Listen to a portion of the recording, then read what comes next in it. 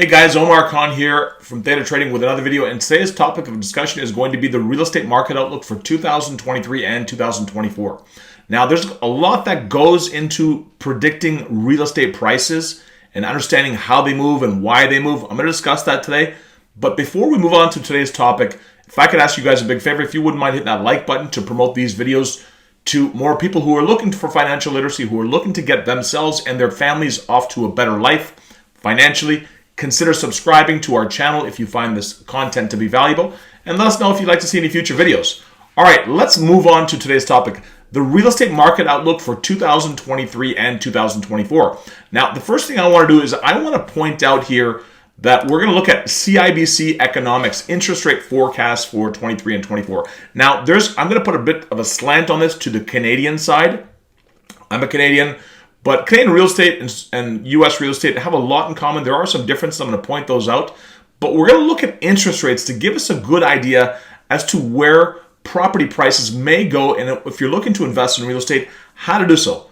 Now, I'm a big real estate investor. I've owned real estate since 2009, since the 08-09 financial crisis made me realize that I don't want to own just stocks. I want to own real estate as well. And I started buying that. I started learning how to buy real estate. And there's a methodology to buying real estate the right way. And there's a lot of things that go into predicting future value. Now, let's take a look at this interest rate forecast. Okay, so before we do that, just want to preface this. What happened in 2020, March of 2020, coronavirus hits, interest rates are around 3%. The overnight rate anyways. The coronavirus hits and things get really bad. The economy absolutely goes to the toilet. Massive recession across the world. So what do central banks around the world do? They make money cheap. And if they make money cheap, what happens? People wind up buying real estate, starting businesses, investing in businesses. It spurs the economy on and it creates jobs. Okay, that's the idea. The bad part of that is low interest rates, a lot of spending can lead to inflation. Now, inflation is defined as too much money chasing too little goods and services. So when the economy went into the toilet because of coronavirus, it was a huge, financial catastrophe, a human catastrophe. The economy got really bad. What central banks did around the world is they started printing a bunch of money, okay? Just print a bunch of money. Also, at the same time, they lowered interest rates to spur the economy on. All right, so you got two things happening. Now, when you print a bunch of money, now I told you the definition of inflation is too much money chasing too little goods and services. Well, when you have too much money chasing too little goods and services, you have inflation. So what the central banks did, they cut interest rates really low, almost to zero, printed a bunch of money. This led to all kinds of investments, the stock market, speculative investments in a real estate market, people spending all kinds of money. And inflation became an ugly word. Inflation started rearing its head into our lives. You see it every day at the grocery store. Everything has gone up in price. Labor prices have gone up. Things have increased in price because there was too much money chasing too little goods and services, okay?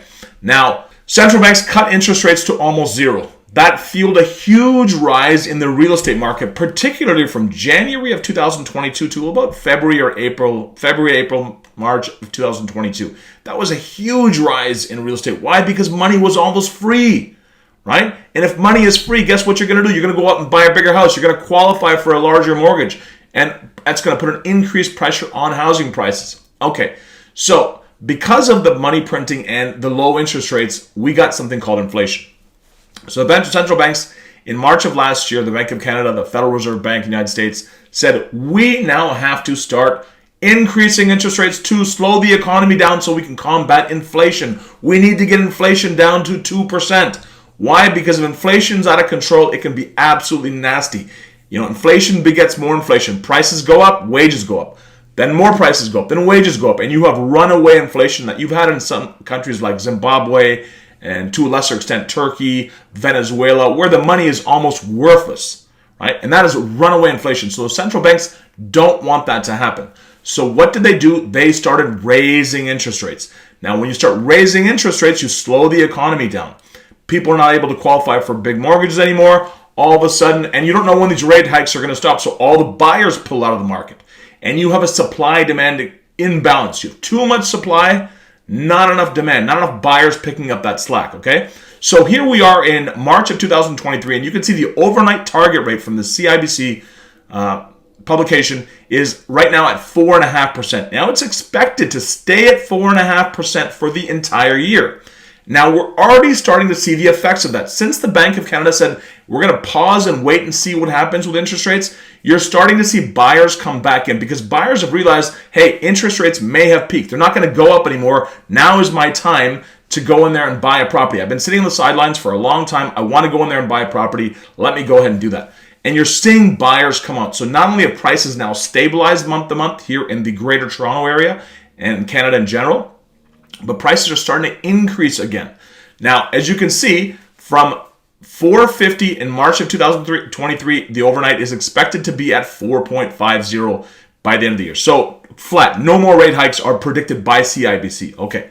Now, going into 2024, you can see it's supposed to go from 4% down to 3.5%, down to 3.25%, down to 3%. That first line, if you look under variable, the first page, overnight target rate.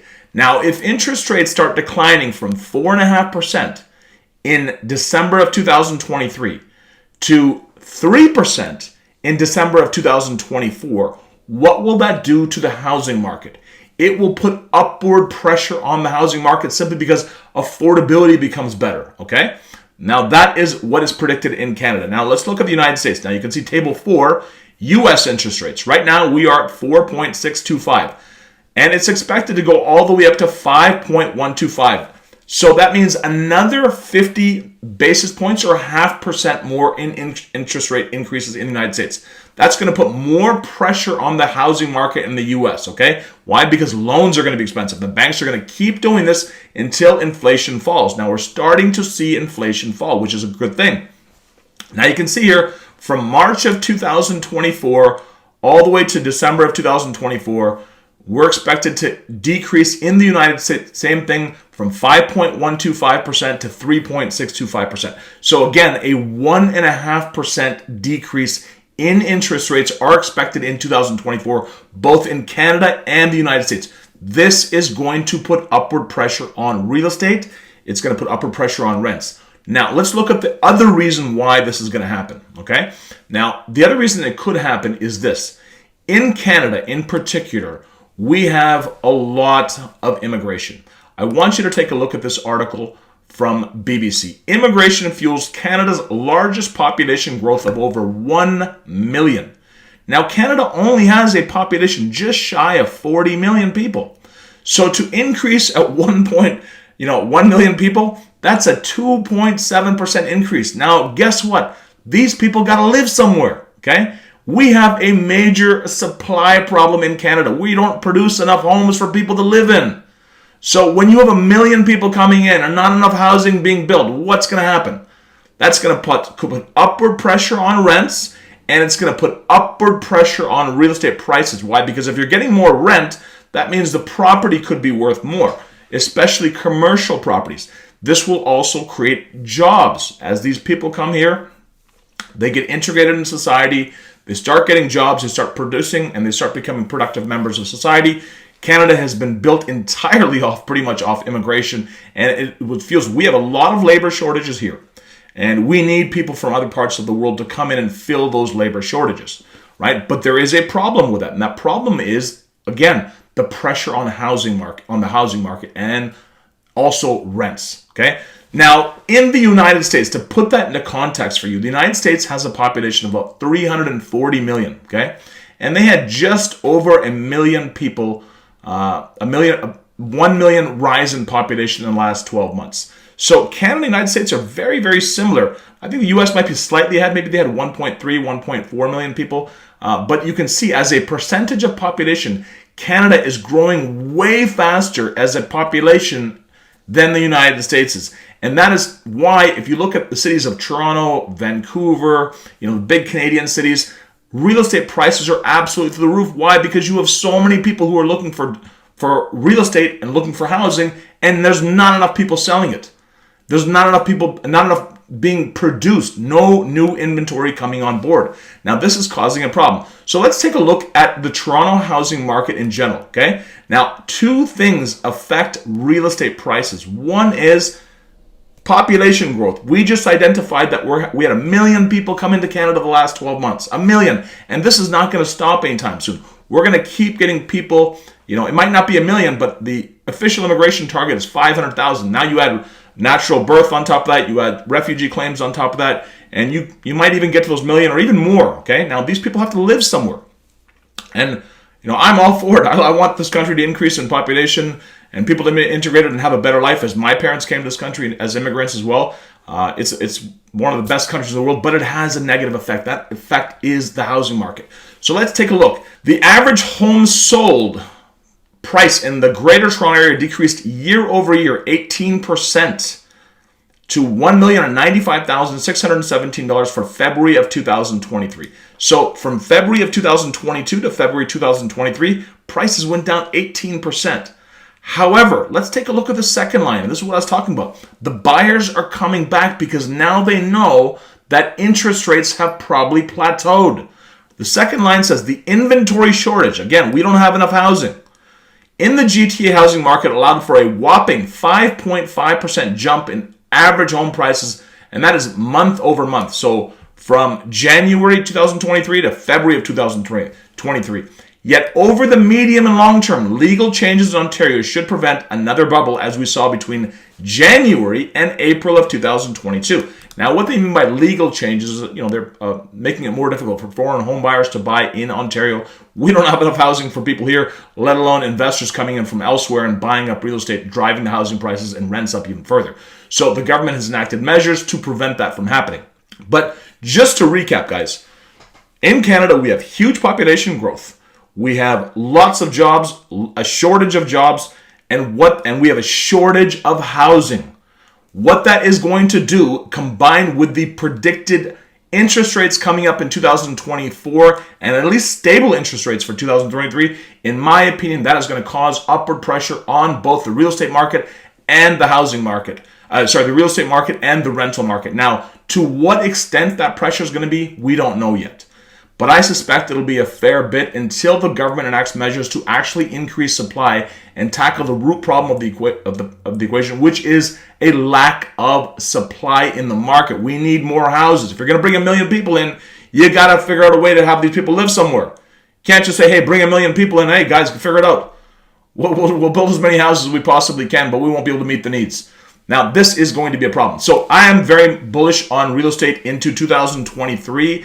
If I'm looking to buy real estate, I'm buying it this year. In fact, if I'm looking to buy sometime, not in the spring market, but in the September, October area, just after school starts. That's when the housing is generally weak. I'd like to buy September, October area of 2023, and I think in 2023, the remainder of 2023 plus 2024, if I were to be buying, I think there's a reasonable likelihood that I could experience a decent price increase. And if I'm looking for rental in the rental market, I could increase my rents if this supply and demand imbalance stays in place. All right, guys, I hope you guys enjoyed today's video. I'm really bullish on the housing market in the United States and in Canada going into 2023, latter half of 2023 and 2024. Let me know if you have any comments. If you disagree with me, let me know. I want to know what you guys think. Anyways, until next time, guys, Omar Khan here from Theta Trading. Take care and talk soon.